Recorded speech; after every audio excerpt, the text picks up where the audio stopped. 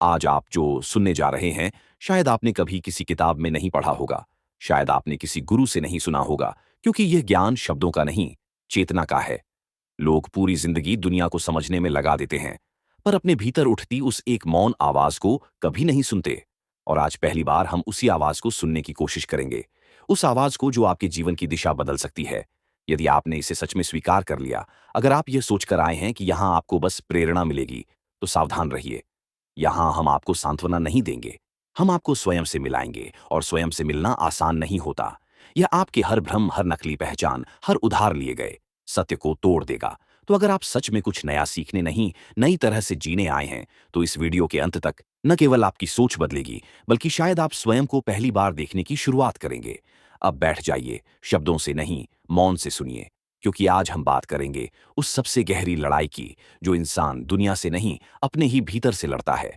मनुष्य स्वयं को समझने से पहले दुनिया को समझने की दौड़ में भागता है।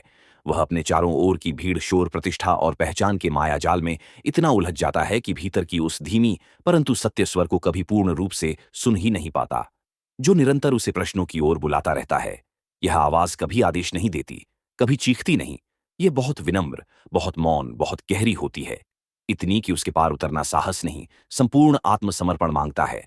लोग सोचते हैं कि उनकी लड़ाई दुनिया, लोगों की राय या भाग्य से है, पर असल संघर्ष उस क्षण शुरू होता है जब मनुष्य पहली बार भीतर से उठी पुकार के सामने स्वयं को असहाय पाता है, और समझता है कि उसने जीवन भर उस आवाज को अनसुना करने में कितनी चालाकियां रचीं।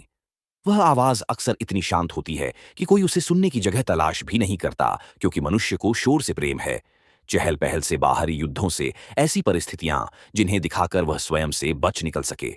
यह अजीब विडंबना है कि जो सबसे मौन है, वही सबसे प्रखर सत्य होता है। वह आवाज पूछती नहीं कि तुमने क्या पाया, बल्कि यह विचित्र प्रश्न करती है कि तुमने स्वयं को कितनी बार खोया है। और यहां मनुष्य मौन हो जाता है, क्योंकि उसके पास चकाचौंध भरे उत्तर तो होते हैं, किंतु यह प्रश्न उत्तर से ज्यादा टूटन मांगता है। इसी टूटन से बचने के लिए वह दुनिया से संघर्ष का भ्रम जीवित रखता है, ताकि कभी यह स्वीकार न करना पड़े कि वास्तविक युद्ध भीतर है। जीवन के किसी क्षण में जब थकान हर दिशा को धुंधला करने लगती है, तब कभी कभी वह आवाज बिन बुलाए लौट आती है। शायद किसी रात जब चांदनी दीवार पर फैली होती है और मनुष्य अपने सभी किरदार उतार चुका होता है, उस वक्त एक असह्य एकांत में वह आवाज बहुत धीरे कहती है, तुमने स्वयं को कब देखा? और मनुष्य कांप जाता है, क्योंकि उसे पता होता है कि उसने वर्षों तक दर्पण में चेहरा देखा, पर स्वयं का साक्षात्कार नहीं। उस क्षण दिल धड़कता नहीं रुक जाता है, क्योंकि सत्य कभी उत्साह नहीं जगाता, वह घुटनों पर ला देता है। यह आवाज वही है जिसे वह जीवन भर अनसुना करता रहा, क्योंकि इसमें कोई आश्वासन नहीं, केवल अनिवार्य न्याय है। यह आवाज किसी धार्मिक ग्रंथ की नहीं, किसी गुरु की नहीं, यह जन्मजात चेतना की ध्वनि है, जो बिना भाषा, बिना मत, बिना वाक्य के बस एक दिशा दिखाती है। अपने पास लौट आओ। लेकिन अपने पास लौट आना सबसे कठिन है, क्योंकि जहां हर युद्ध में शत्रु दिखाई देता है, इस युद्ध में कोई चेहरा नहीं, बस एक रिक्तता है जिसमें स्वयं को जलना पड़ता है।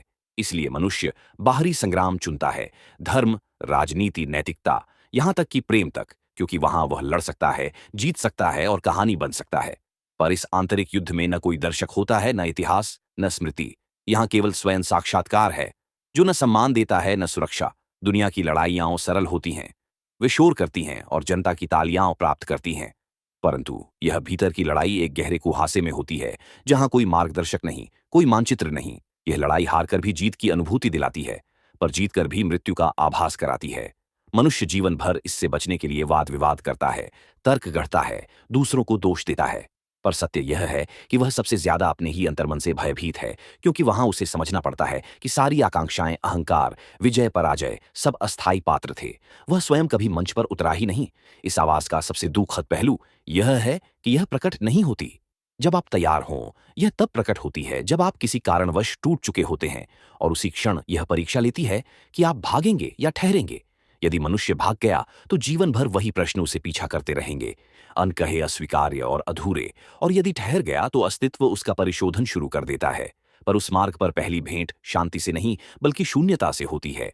अनेक लोग यहीं से लौट जाते हैं, क्योंकि उन्होंने सुना तो था कि सत्य मुक्ति है, पर किसी ने नहीं बताया कि मुक्ति से पहले पूर्ण विरह की रात्रि होती है। मनुष्य इस आवाज को दबाने के लिए सबसे अधिक प्रयास करता है, कभी मनोरंजन से, कभी भीड़ से, कभी विचारधाराओं से, कभी संबंधों से। पर वह भूल जाता है कि यह आवाज कहीं बाहर से नहीं आती। यह उसके ही भीतर की गृह ज्योति है, जो उसे याद दिलाती रहती है कि तुम जो जी रहे हो वह उधार है, नकली है, अधूरा है। यह फुसफुसाहट कहती है, सारा जीवन तुमने दुनिया से सुना, एक बार स्वयं से सुनो। पर दुर्भाग्य यह कि स्वयं से सुनना साहस नहीं, संपूर्ण मृत्यु मांगता है। क्योंकि स्वयं से सुनते ही सारे भ्रम समाप्त हो जाते हैं, और भ्रमों के बिना मनुष्य को कुछ नहीं बचता। यदि कभी संयोगवश कोई इस आवाज को गले लगा ले, तो वह तुरंत कुछ नहीं पाता, पर धीरे धीरे उसमें एक अजीब शक्ति जन्म लेती है। संघर्ष समाप्त नहीं होता, पर शत्रु बदल जाता है। अब वह बाहरी नहीं, आंतरिक होता है। अब वह दुनिया को जीतने नहीं, स्वयं को समझने की जिद में जलने लगता है। यह यात्रा आग की होती है, पर अंत में राख नहीं, प्रकाश मिलता है। परंतु यह बात सुनकर कोई नहीं लौटता, क्योंकि मनुष्य लाभ के लिए ज्ञान चाहता है, और यह आवाज लाभहीन सत्य का आमंत्रण है। जब यह आवाज पहली बार स्पष्ट होती है, तो जीवन की धुरी बदल जाती है। जो कभी उपलब्धियां लगती थीं, वे अब विचलन प्रतीत होती हैं।